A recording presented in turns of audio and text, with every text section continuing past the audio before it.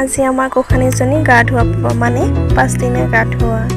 আজি তাই গা ধুলে আৰু এতিয়া আমাৰ দৰঙৰ নিয়ম, যিহেতু আমাৰ আগলতি কলপাতত থোৱা মানে নিয়ম হয়তো।